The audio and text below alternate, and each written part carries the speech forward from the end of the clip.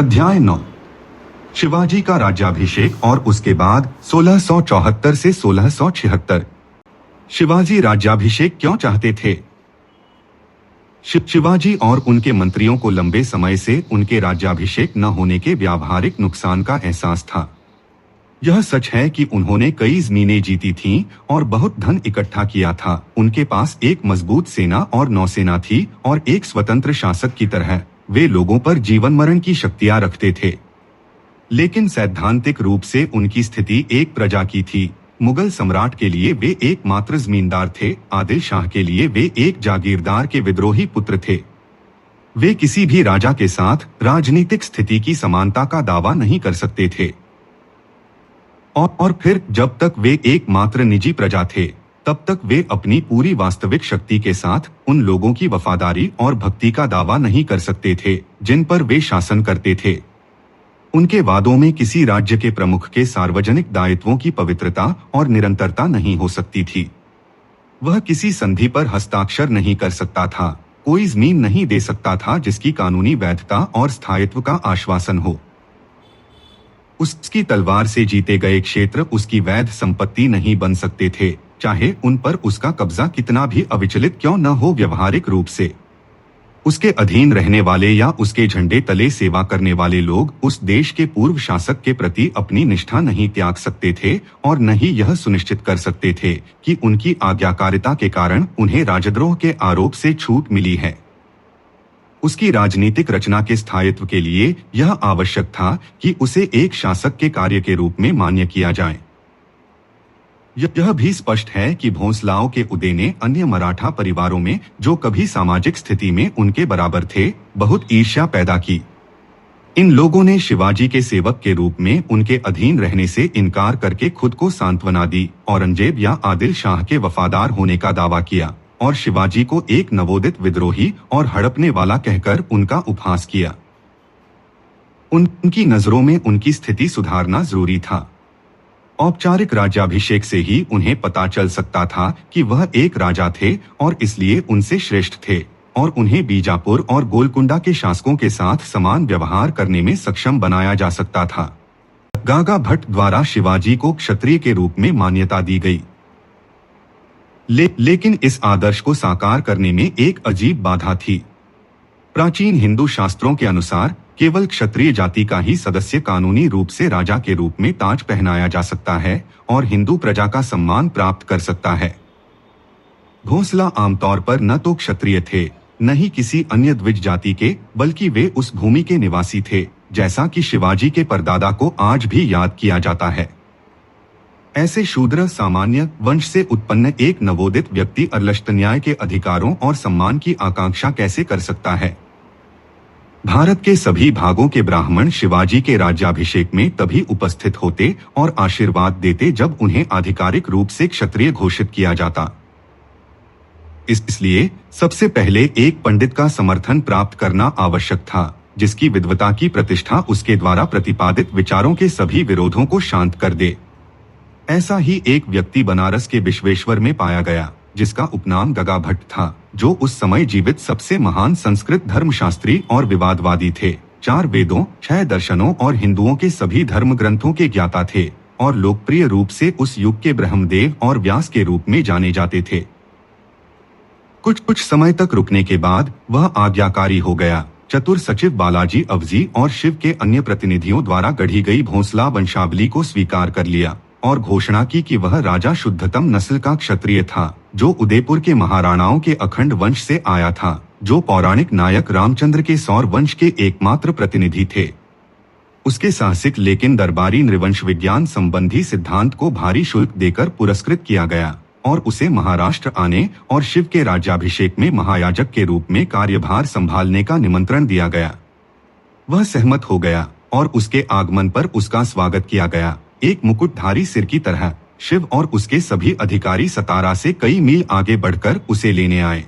राज्याभिषेक की तैयारियों में कई महीने लग गए। एक स्वतंत्र हिंदू सम्राट के राज्याभिषेक के लिए आवश्यक सटीक समारोहों और साज सज्जा के बारे में कोई अखंड परंपरा नहीं थी। इन बिंदुओं पर रूढ़िवादी प्राचीन उदाहरणों का पता लगाने के लिए पंडितों के एक सिंडिकेट द्वारा संस्कृत महाकाव्यों और राजनीतिक ग्रंथों की छानबीन की गई और उदयपुर और जयपुर के राजाओं की आधुनिक प्रथा को जानने के लिए प्रतिनिधि भेजे गए। भारत के हर हिस्से के विद्वान ब्राह्मणों को निमंत्रण भेजे गए थे। आगामी समारोह की खबर ने अन्य लोगों को भी आकर्षित किया था। 11,000 ब्राह्मण, जिनकी संख्या 50,000 थी, अपनी पत्नियों और बच्चों के साथ रायगढ़ में एकत्रित हुए और राजा के खर्च पर 4 महीने तक मिठाइयां खिलाई गईं। चिटनीस का दावा है, और हम इस पर आसानी से विश्वास कर सकते हैं, कि शिव ने असंख्य मेहमानों, ब्राह्मणों, कुलीनों, राज्य के स्थानीय धनी लोगों, अन्य राज्यों के प्रतिनिधियों, विदेशी व्यापारियों और आगंतुकों और गरीब चचेरे भाइयों जो समारोह में आए थे, के आराम की व्यवस्था करने में सबसे बड़ी दूरदर्शिता और आयोजन शक्ति दिखाई थी। कुछ भी गलत नहीं हुआ। इस 1 लाख पुरुषों, महिलाओं और बच्चों की सेवा में कोई अव्यवस्था, कोई कमी, कोई शोर या हलचल नहीं थी। दैनिक धार्मिक अनुष्ठानों और ब्राह्मणों के साथ परामर्श के कारण शिव को अन्य कार्यों में भाग लेने का समय नहीं मिलता था, जैसा कि अंग्रेजी दूत हेनरी जक्सिंडेन को अपने दोहक के साथ पता चला। शिव ने अपने गुरु रामदास स्वामी और उनकी मां जीजाबाई को प्रणाम करके और उनका आशीर्वाद प्राप्त करके शुरुआत की। शाहजी की दुखी परित्यक्त पहली पत्नी, जो अब 80 के करीब थी, अपने बेटे के प्रेम और भक्ति में अपने पति की उपेक्षा को भूल गई थी और अपनी आंखें बंद करने से पहले यह देखकर प्रसन्न हुई कि वह अपने जन्मभूमि के ताज पहने राजा के रूप में मानव महानता के शिखर पर पहुंच गया था, एक अदम्य विजेता और उस धर्म का एक मजबूत रक्षक जो उसके जीवन का सांत्वना था। उसी देश की एक राजमाता की तरह, जो 15 शताब्दियों पहले जन्मी थी, आंध्र के राजा श्री सातकर्णी की मां गौतमी, वह अपने विजयी और रूढ़िवादी बेटे की महिमा में गर्वित थी। एक दयालु ईश्वर ने उसके जीवन को केवल इसलिए बढ़ाया था ताकि वह उसके राज्याभिषेक के दृश्य को देख सके। वह 12 दिन बाद मर गई। शिव द्वारा पूजा और शुद्धिकरण। फिर उन्होंने देश के सबसे प्रसिद्ध मंदिरों में पूजा का एक दौर शुरू किया। मई 1674 की शुरुआत में चिपलून का दौरा किया और वहां के विशाल मंदिर में परशुराम की पूजा करने के बाद वे 12 तारीख को रायगढ़ लौट आए।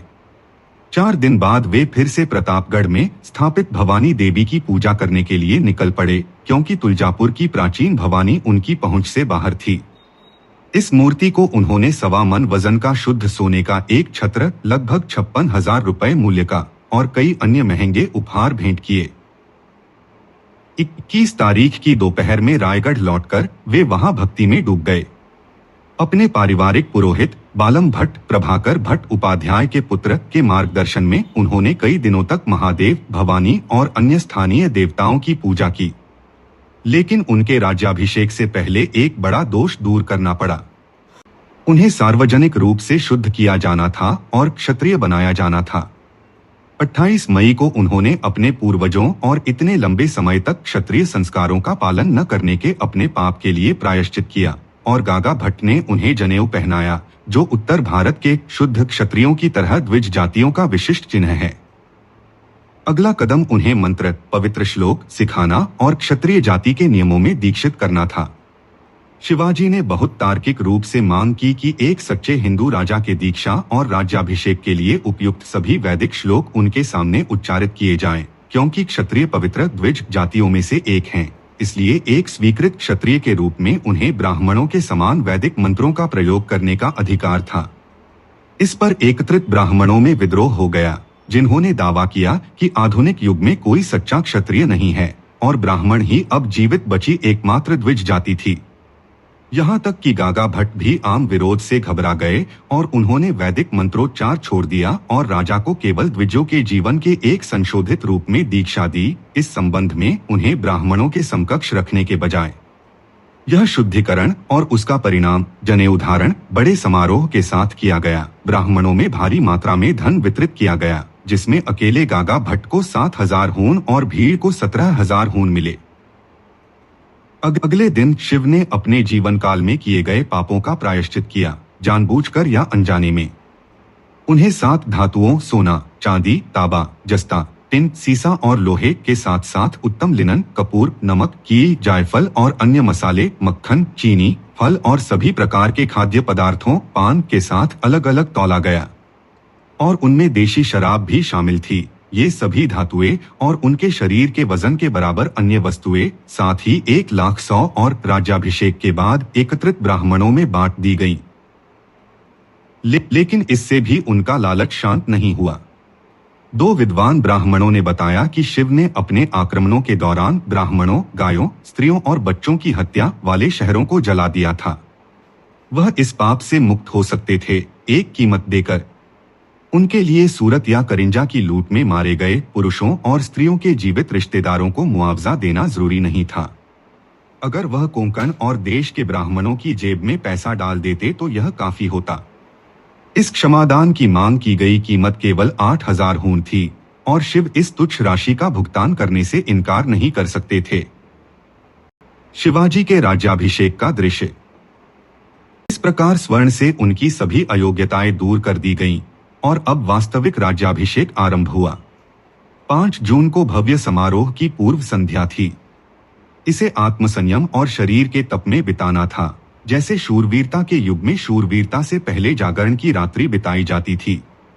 शिवाजी ने पवित्र गंगा से लाए गए जल से स्नान किया और गगा भट्ट को 5,000 हून और अन्य महान ब्राह्मणों को 100 स्वर्ण मुद्राएं भेंट की।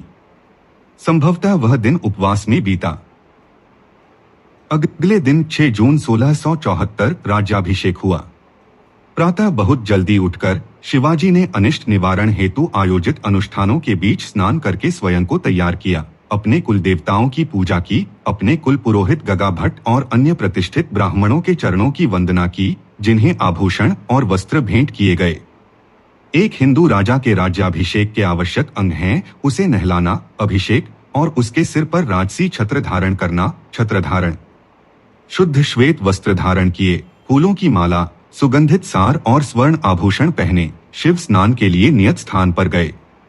यहाँ वे 2 फुट वर्गाकार और 2 फुट ऊंचे सोने की परत चढ़े एक स्टूल पर बैठ गए। रानी पत्नी सोयराबाई उनके बाईं ओर एक आसन पर बैठी, उनके वस्त्र को उनके साथ गूंथकर इस बात का संकेत देते हुए कि वह इस लोक और परलोक में उनकी समान भागीदार सहधर्मिणी हैं, जैसा कि हिंदू पवित्र नियम में निर्धारित है। उत्तराधिकारी शंभूजी उनके ठीक पीछे बैठ गए। फिर उनके मंत्रिमंडल के 8 मंत्री, अष्टप्रधान, जो क्षितिज के 8 बिंदुओं पर गंगा और अन्य पवित्र नदियों के जल से भरे सोने के घड़ों के साथ तैयार खड़े थे। राजा रानी और युवराज के सिर पर भजनों के जाप और बैंड के आनंदमय संगीत के बीच जल उंडेल दिया।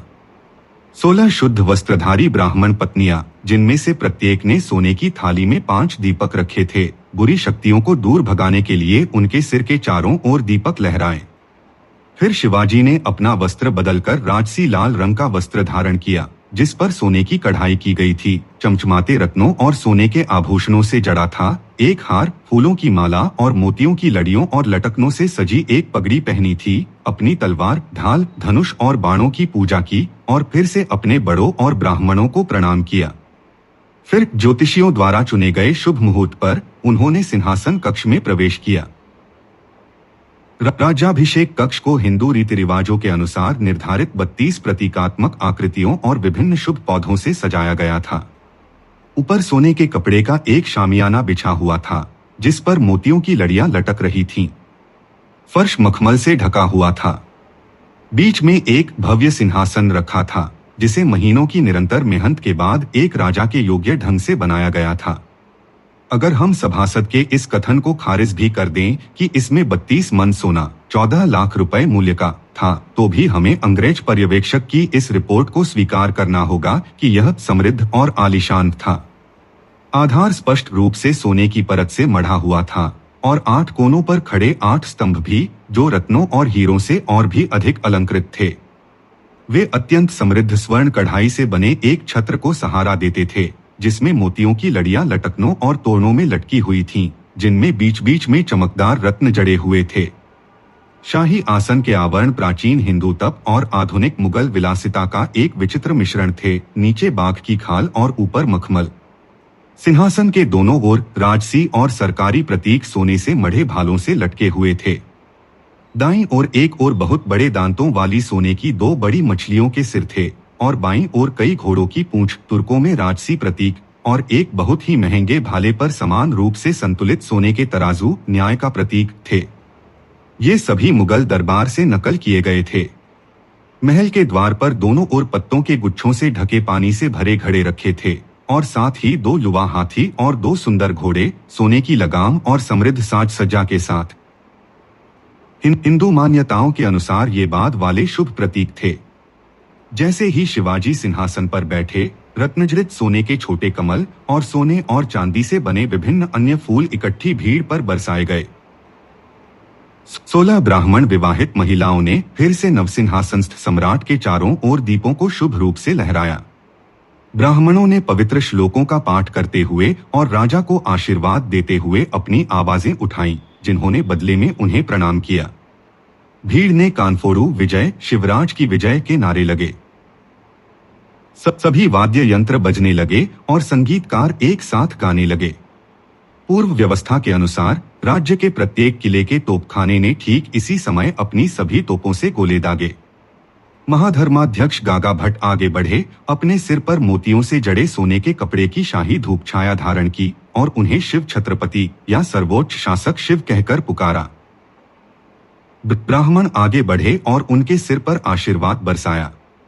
राजा ने उन्हें वहां उपस्थित भिखारियों और आम जनता को ढेर सारा धन और हर तरह के उपहार दिए। उन्होंने हिंदुओं के पवित्र ग्रंथों में वर्णित 16 प्रकार के महादान किए। फिर मंत्रीगण सिंहासन के पास गए और उन्हें प्रणाम किया और उनसे सम्मान के वस्त्र, नियुक्ति पत्र और धन, घोड़े, हाथी, रत्न, वस्त्र और शस्त्र के बड़े उपहार प्राप्त किए। भविष्य में उनके पदों को निर्दिष्ट करने के लिए संस्कृत उपाधियों का उपयोग करने का आदेश दिया गया और अब तक प्रचलित फारसी उपाधियों को समाप्त कर दिया गया। राजकुमार शंभूजी, महायाजक गगा भट्ट और प्रधानमंत्री मोरो त्यंबक पिंगले सिंहासन से थोड़ा नीचे एक ऊंचे स्थान पर बैठे थे। अन्य मंत्री सिंहासन के दाएं और बाएं 2 पंक्तियों में खड़े थे। अन्य सभी दरबारी और आगंतुक अपने अपने पदों के अनुसार उचित स्थानों पर सम्मानजनक मुद्रा में खड़े थे। इस समय तक सुबह के 8 बज चुके थे। अब अंग्रेज राजदूत हेनरी ऑक्सिंडेन का नरोजी पंत ने स्वागत किया। उन्होंने दूर से प्रणाम किया और उनके दुभाषिया नारायण शेनवी ने राजा को अंग्रेजों की ओर से भेंट के रूप में एक हीरे की अंगूठी दिखाई। शिवाजी ने उन अजनबियों पर ध्यान दिया और उन्हें सिंहासन के नीचे आने का आदेश दिया, उन्हें सम्मान के वस्त्र पहनाए और फिर उन्हें वापस भेज दिया। रायगढ़ में सड़क जुलूस। जब भेंट समाप्त हो गई तो राजा अपने सिंहासन से उतरे, अपने सबसे अच्छे घोड़े पर सवार हुए जो भव्य साज सज्जा से सुसज्जित था, और महल के प्रांगण में गए। वहां उन्होंने अपने अस्तबल में सबसे अच्छे हाथी पर सवार हुए जो इस अवसर के लिए अत्यंत भव्य रूप से सुसज्जित था, और फिर पूरे सैन्य जुलूस के साथ राजधानी की सड़कों से गुजरे। उनके मंत्रियों और सेनापतियों ने उन्हें घेरा हुआ था। उनके साथ 2 शाही ध्वज, जरीब ताका और भगवा झंडा 2 हाथियों पर लहरा रहे थे जो आगे चल रहे थे, जबकि सेनापति और सैनिकों की रेजिमेंट अपने अपने झंडों, तोपखाने और बैंड के साथ उनके पीछे चल रही थीं। नागरिकों ने अपने घरों और सड़कों को इस अवसर के अनुकूल तरीके से सजाया था। गृहिणियों ने उनके चारों ओर जलते हुए दीप लहराए और उनके सिर पर तले हुए चावल, फूल, पवित्र घास आदि की वर्षा की। रायगढ़ पहाड़ी पर स्थित विभिन्न मंदिरों में दर्शन करने और प्रत्येक मंदिर में उपहारों के साथ पूजा अर्चना करने के बाद वे महल लौट आए। 7 तारीख को सभी एकत्रित दूतों और ब्राह्मणों को उपहारों का सामान्य वितरण और भिखारियों को भिक्षा देना शुरू हुआ, जो 12 दिनों तक चला, जिस दौरान राजा के खर्चे पर लोगों को भोजन भी कराया गया। अधिक प्रतिष्ठित पंडितों और सन्यासियों को इस भिक्षादान में शामिल नहीं किया गया था, क्योंकि पुरुषों को केवल 3 से 5 रुपए और महिलाओं और बच्चों को 1 या 2 रुपए प्रति व्यक्ति मिलते थे। संभवतः राज्याभिषेक के अगले दिन मानसून ने जोरदार प्रहार किया, बारिश जोरदार होने लगी और कुछ समय तक मौसम गीला रहा, जिससे इकट्ठी भीड़ को बहुत असुविधा हुई। 8 तारीख को शिवाजी ने बिना किसी राजकीय समारोह या समारोह के चौथी पत्नी से विवाह किया। तीसरी शादी करने से कुछ समय पहले राज्याभिषेक सुरक्षित रूप से समाप्त होने के बाद जीजा वैद्य की मृत्यु हो गई। 18 जून को पूर्ण आयु और सुख में शिवाजी अपने पुत्र को 25 लाख खून मूल्य की अपनी निजी संपत्ति छोड़कर गईं। कुछ लोग कहते हैं कि यह इससे भी अधिक है। जब उनके शोक की अवधि समाप्त हुई तो शिवाजी उनके अंतिम संस्कार के बाद अपनी शुद्धि का उत्सव मनाने के लिए दूसरी बार सिंहासन पर बैठे। राज्याभिषेक की लागत। राज्याभिषेक की कुल लागत, जिसमें उपहारों और दान में वितरित राशि शामिल है, सभासद द्वारा 1 करोड़ और 42 लाख खून के अविश्वसनीय आंकड़े पर आंकी गई है। डच व्यापारी अब्राहम लेफेबर ने घटना के केवल 4 महीने बाद विंगुर्ला से लिखते हुए उस लोकप्रिय रिपोर्ट का हवाला दिया कि इस समारोह और दान वितरण पर 1,50,000 पैगोडा की लागत आई थी। उनका स्पष्ट रूप से तात्पर्य 7 से 18 तारीख तक 12 दिनों के सामान्य दान में खर्च की गई राशि से है, न कि मंत्रियों और अन्य अधिकारियों, ब्राह्मणों और पुजारियों को दिए गए विशेष उपहारों से। लेकिन जब इन सभी को सिंहासन और आभूषणों की कीमत के साथ ध्यान में रखा जाता है, तो इस अवसर और सभा के भोजन के खर्च को देखते हुए कुल व्यय 10 लाख हजार या 50 लाख रुपए से अधिक नहीं आंका जा सकता। बहादुर खान के शिविर की लूट और मुगलों के साथ व्यापक संघर्ष। राज्याभिषेक के बाद शिवाजी का खजाना खाली हो गया और उन्हें अपने सैनिकों को भुगतान करने के लिए धन की आवश्यकता थी। इसलिए उनके लिए तुरंत बाद ही आक्रमण पर निकलना आवश्यक था। उनका पहला हमला बहादुर खान के खिलाफ था। मई 1674 की शुरुआत में ही मराठा दरबार में यह चर्चा थी कि दिलीर खान, जिससे वे सबसे ज्यादा डरते थे, को सम्राट द्वारा वापस बुला लिए जाने के बाद दक्कन में मुगल सेना की कमान अकेले बहादुर खान के हाथों में थी, जिससे वे घृणा करते थे और जिसके अड्डों को वे बारिश के बाद तहस-नहस करने का इरादा रखते थे। यह हमला बहुत पहले मानसून के चरम पर हुआ था। जुलाई के मध्य में 2000 मराठा हल्के घुड़सवारों की एक टुकड़ी ने एक झूठा प्रदर्शन किया और बहादुर खान को पेदगांव स्थित उसकी छावनियों से लगभग 50 मील दूर फुसलाया। जब शिवाजी स्वयं 7000 सैनिकों वाली एक और टुकड़ी के साथ एक अन्य मार्ग से उसके निहत्थे शिविर पर धावा बोल दिया। लूट में 1 करोड़ रुपए और सम्राट को भेंट करने के लिए एकत्र किए गए 200 अच्छे घोड़े लूट लिए और उसके सभी तंबू जला दिए। बीजापुर के साथ युद्ध की स्थिति हालांकि सुस्ती के साथ जारी रही। जुलाई में उस राज्य का एक सेनापति, संभवतः रुस्तमेजमान द्वितीय, अपनी सेना के साथ कोल्हापुर के पास घाटों पर तैनात था, कोंकण में उतरने और मराठों से राजापुर छीनने के लिए तैयार। अगस्त, सितंबर और अक्टूबर में मराठा सेनाएं उत्तर की ओर कोली प्रदेश में फैल गईं और सूरत बंदरगाह को बार बार चेतावनी देती रहीं, लेकिन रामनगर के 3-4 हजार भीलों की एक टुकड़ी ने उस राज्य के जंगलों और रास्तों पर कब्जा कर लिया और मराठों का विरोध किया, जिन्होंने उन्हें सुरक्षित मार्ग के लिए 1 लाख रुपए की रिश्वत की पेशकश की, लेकिन वे व्यर्थ ही ऐसा कर पाए। महीने के अंत तक हतप्रभ मराठा सेना उस क्षेत्र में अपने किलों में रसद जमा करने के बाद औरंगाबाद के पास शिव से मिलने के लिए कूच कर गई और सूरत ने फिर से चैन की सांस ली। उन्हें दूसरे क्षेत्र में एक आसान शिकार मिल गया था। अक्टूबर के अंत में शिवाजी की कमान में एक विशाल सेना घाट पार करके दक्कन के पठार में पहुंची, बहादुर खान के शिविर को घेर लिया, जो बेहद भयभीत था। औरंगाबाद के पास कई कस्बों को लूटा और फिर बगलाना और खानदेश में घुस गई, जहां वे 1 महीने से भी ज्यादा समय तक नवंबर से दिसंबर के मध्य तक रहे। अन्य स्थानों के अलावा उन्होंने डुंगोम, धरमगांव, एरंडोल से 10 मीटर उत्तर में और उसके अंग्रेजी कारखाने को लूटा और जला दिया। कुतुबुद्दीन खान खिलजी ने हमलावरों का बहादुरी से विरोध किया, लेकिन उनकी छोटी सेना 300 से 400 सैनिकों की हानि के साथ पराजित हो गई और वे शरण के लिए औरंगाबाद भाग गए। संभवतः इस आक्रमण से लौटते समय शिव ने जुन्नार के पास डेरा डाला था, लेकिन शिवनेर की दीवारों पर 22 फीट की संकरी बोर वाली बंदूक से चली गोली ने 4 मील की दूरी पर उनकी सेना के एक राजा को मार डाला और मराठों को तुरंत पीछे हटना पड़ा। जनवरी 1675 के अंत में दत्ताजी के नेतृत्व में 3000 मराठा घुड़सवारों का एक दल कोल्हापुर जिले में घूम रहा था। कोल्हापुर शहर ने 1500 और शोनगांव, कोल्हापुर से लगभग 30 मील दक्षिण में गरगोटी के पास ने 500 घायलों का भुगतान करके अपनी जान बचाई। फरवरी के मध्य में एक मुगल सेना ने घाट पार किया, कालियन शहर पर हमला किया, घरों को जला दिया, जिनमें कई खोजाओं के घर भी शामिल थे, और फिर मराठों द्वारा उस स्थान पर पुनः कब्जा करने पर तुरंत पीछे हट गई। 9. शिवाजी की बहादुर खान के साथ झूठी बातचीत 1675। इसके बाद शिवाजी ने बहादुर खान के साथ भ्रामक शांति वार्ता शुरू की, जिसने उत्सुकता से इस प्रलोभन को स्वीकार कर लिया, क्योंकि वह युद्ध से थक चुका था और अपनी बुद्धि के अंत में अपने वायसराय के सभी हिस्सों को ऐसे गतिशील और मायावी दुश्मन से कैसे बचाए, इस बारे में सोच रहा था। लगभग 3 महीने मार्च से मई तक शिवा ने शांति की झूठी उम्मीदें जगाकर मुगलों को उलझाए रखा। उसका असली मकसद मुगल हमलों से राहत पाकर अपने किलों की आपूर्ति करना, बीजापुर पर आक्रमण के लिए मुगलों के साथ गठबंधन की धमकी देकर आदिल शाह से धन प्राप्त करना और पोंडा की घेराबंदी के दौरान अपनी उत्तरी सीमा को सुरक्षित करना था। यह प्रस्ताव रखा गया कि शिवाजी अपने 17 किले औरंगजेब को सौंप दें और अपने पुत्र शंभूजी को एक सैन्य टुकड़ी के साथ मुगल सूबेदार के अधीन सेवा करने के लिए भेज दें, जबकि सम्राट शंभूजी को 6000 घुड़सवारों का सेनापति नियुक्त करें और शिवा को भीमा नदी के दाहिने किनारे का सारा इलाका दे दें। बातचीत को जानबूझकर टाल दिया गया। शिवा ने अपने बेटे को मुगल सेनापति के पास तब तक भेजने से इनकार कर दिया जब तक कि उसकी सुरक्षा के लिए बेहतर व्यवस्था न हो जाए। बहादुर खान ने सम्राट को शर्तें बताईं, जिन्होंने जवाब में एक फरमान भेजा जिसमें उन्हें स्वीकार कर लिया गया और शिवा के पिछले कुकर्मों को क्षमा कर दिया गया।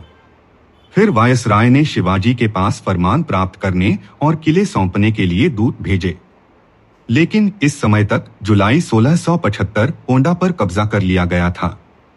शिवाजी ने अब मुखौटा उतार फेंका और मुगल दूतों को ताना मारते हुए कहा, तुम मुझ पर ऐसा क्या दबाव डालने में कामयाब हो गए कि मैं तुमसे शांति स्थापित करूं?